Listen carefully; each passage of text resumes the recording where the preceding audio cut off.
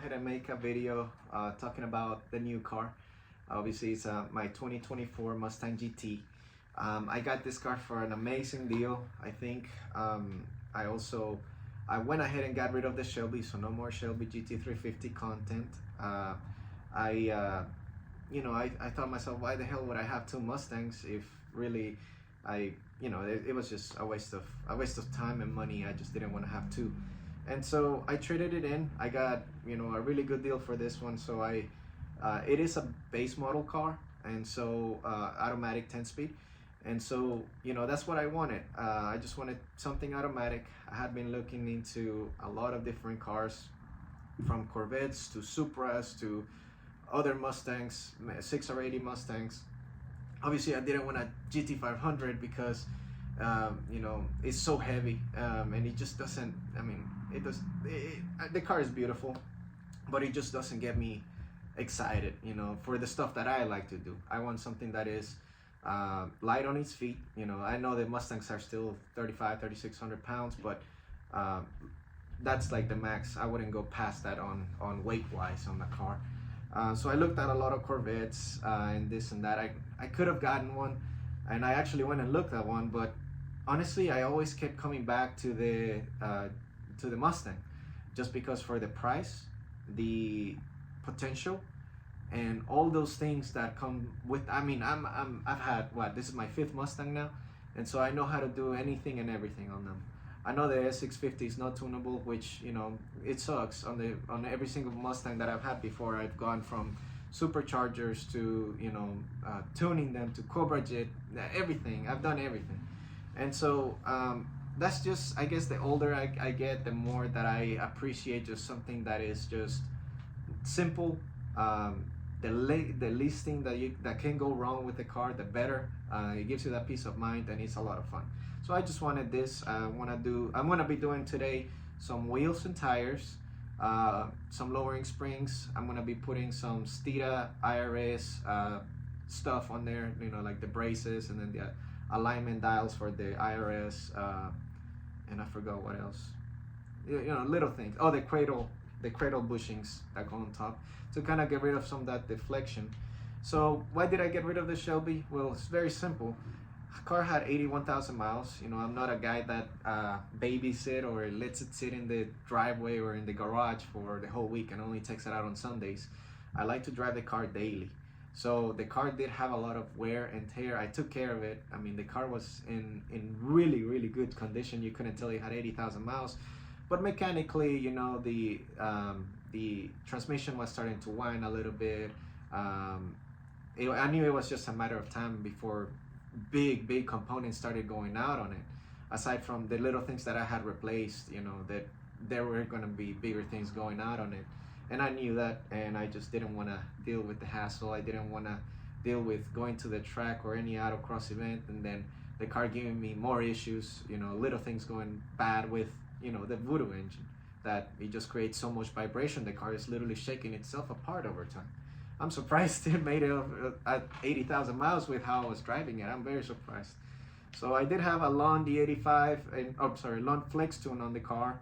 No complaints. The car drove great. I loved it. It was my dream car since when it was announced, and I always had a banner on the matter of fact, on this wall right here, back when I used to live with my parents. This is my parents' house. I came here to do the installation. I get a little bit more space, and then a nice day out today to work on the car. So right here on this wall, I had my little poster, and I would always tell myself, one day I'm gonna have that Shelby. And until I did get it, I enjoyed it for 4 years. I put a lot of miles on it. I basically drove it how it was supposed to be driven. And now I just wanted something a little bit more reliable, which this car is it. So going forward, I'm going to be showing you the things that I do to the car. Eventually, I'm pretty sure I'm going to end up supercharging this one, just because the kits are out there now, and I think they're pretty cool. And I haven't had a supercharged Mustang in a while. So eventually I'm going to be supercharging it, but for right now I want to make it into a nice handling package car. So without further ado, I'm going to be showing you around the car, talking about what I've done to it so far, and then we're going to show you once all the stuff that I ordered for it is on the car. So here's the new car. I went ahead and already started doing some modifications. Now the car is bone stock right now, aside from very minor things that I did to it. So far I blacked out the front pony, as you saw. I also blacked out the rear GT emblem. Went ahead and put my old plate on there. Obviously it's not extinct anymore. But oh, another thing, my car is a base model. I wanted to get the base model because I already knew that I was going to be doing quite a few different suspension mods, and I wanted it to be lightweight, etc. Now the only downfall of not getting the performance package is, in my opinion, the brakes. Everything else can be upgraded. I've had the magnetic ride. It was cool, but I still prefer the simplicity of a vehicle that you can just upgrade the shocks and struts on it and it's ready to go at any time. And I just didn't want the magnetic ride anymore. I know a lot of you guys might think that that is you know, contradicting to what everybody puts out in the internet, but I just want something simple. The more simple the car is, the better. So mine's a base model. I'm gonna go ahead and show you guys everything that I've done to it so far. Right now it's full of tools inside the car, because here in just a little bit I'm gonna be doing suspension, steer suspension. I'm gonna be doing lowering springs. I'm gonna be doing different wheels and tires that I got for it from LMR, which I'm gonna be showing you all of that once it's all said and done, once it arrives. So I'm just literally waiting on FedEx to show up and so I can get started. But it comes with these stupid little 18-inch wheels, which are gonna be sold as soon as possible. This is the car right here, interior. I just went ahead and put on my little phone mount. Yeah, this infotainment system is stupid. I mean, it's so nice. 10-speed. I know I never, you know, it's been about 8 years since I had an automatic Mustang, but man, this 10 speeds on, I don't even know if it's the same calibration as the S650, but it feels so nice. Another thing that I really like about him is that this is actually functional now. Ford actually, you know, made it functional this time around. So as far as the engine bay, if you guys know, there is a secret mod that you can do to these S650s, and I think on 2023 Mustangs too, something that goes inside this tube. If you know, you know. You can take those out. I still have the stock filters on there just because, I mean, I don't really think that spending another 160 bucks is smart for me right now. I've already spent a lot, but I got a great deal as far as the trading value on the Shelby. I didn't think I was gonna get such a great deal. And this car too. This car has 5,000 miles on it right now, and the reason why I did that is because I get better, well, fuck the warranty. I don't really care about the warranty as much, aside from the powertrain. You know, obviously you gotta care about that. But I get better warranty, better powertrain but warranty, better bumper-to-bumper warranty. And I'm not really thinking about doing much to this car aside from wheels, suspension, make it sound pretty, and you know, that's about it. I did do a muffler or resonator delete already. I put an X pipe on it. Also, I saved my old catch can from the Shelby. Obviously I cannot put it over here because all this stuff is on the way, so I relocated it here to the battery tray. I did make a hole for where this hose goes into here. I drilled a hole through here for the firewall, and it comes out right there. It's very easy to service, as you can see. Put a little zip tie here, and then it goes back into the engine, so it does the job. Very smart from my end to do that. So I saved some money on a catch can. And then let's see what else. Oh, I did put the Stita lightweight bumper support in the front. I saved that from the Shelby as well. As you guys, if you guys don't know what that is, here's the stock one, right? So that saves about, I don't know, 10 pounds or so. And then by taking off the resonator, you also save about another, I don't know, 10-15 pounds, because that's pretty heavy. Alrighty, so everything's here. I kind of already just unboxed everything, so that way it makes it easier on the video. But the wheels and tires are already sold. A guy, I just posted them like an hour ago, and a guy's gonna come pick them up, so that's good. This is one of the front wheels that I got, and of course I had to go with the GT350R replica wheel. Even though I don't have a 350 anymore, this is still my favorite wheel ever. So of course I had to go with those 285s in the front and 305/35 in the rear. And then I went ahead and got the Ford Performance. I think these are progressive springs. They're blue. I'll take them out eventually. I'll show you guys how they look later on. Of course I have to get the best for the IRS, the Steeda. These are extremely lightweight, by the way. You're probably looking 2 or 3 pounds per side. The cradle bushing's gotta be somewhere in this box too. And then I also went ahead and got myself a little spoiler, rear spoiler for the car. So I'll be installing that, and I'll show you guys the final product. Alrighty guys, so it's now the next day.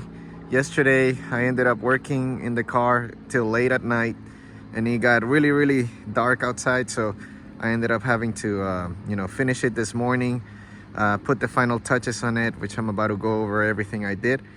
So as you guys saw, the first thing, I mean, first things first, I think the car came out beautiful. I mean, look at it. It just looks so aggressive. Now, even though I didn't do a front lip, I think this stock lip looks really good still. I'm thinking about putting a bigger one on there. I just haven't made up my mind on which one I really want. I like the Roush, but I think it's a little too big. So I'm you know, keeping my eye out for something else that may come in the future. But you know, for now I think it looks really great, and it's very drivable. Drivability didn't suffer because, you know, as you can see, the car, I mean, it looks aggressive, but you still got a lot of clearance there, and so it doesn't scrape at all. The ride is perfect. I wouldn't change it at all. And of course I got my beautiful GT350R wheels on there from SVE with some Nittos, and I think the car looks amazing. It came out just like I wanted it to. It still got a little bit of gap, but then again, I didn't want to go too slammed to the floor, which is great. I love the drivability, and I love how practical it is, which is what I wanted. You know, I wanted something more practical, and it's what I got. It drives so well. One thing that I did want to do right away is get a wing on it, and by wing I mean a little spoiler. This one, the reason why I got it is it reminds me a lot to the GT350 track pack wing, which is one of my favorite wings on these S550s, and well, S650 now. But you know, from the side view, it looks really good. It gives it that extra you know, it's giving it what it was missing from factory, in my opinion. And then of course you got the new tail lights. I'm thinking about blacking the deck lid out, that way it matches, you know, like the older style ones. But because it's a darker color, it doesn't look bad as it is right now, but I'm still thinking about blacking that out, so that way it follows the line. And I mean, overall I'm super happy with how it looks. The wheel fitment and the way that it tucks the wheel in there, it's just perfect in my opinion. With all the Steeda IRS components that I put on the back, the car is putting down the power very nicely. And overall, I know this is not the 6-piston brakes, but I'm really glad that Ford actually redesigned the base, or the 4-piston calipers, and they actually made them look so much better. I know the downfall of this is the smaller diameter rotor, but aside from that, I mean, this is plenty of brake bite. I think I'm just going to be upgrading the brake pads to some, you know, more race inspired ones, and maybe getting some drilled and slotted rotors down the line. But overall, I mean, come on, you can this thing looks beautiful and mean going down the road. I mean, I cannot believe this is my new car, you know. So it's definitely now right where I wanted it to be.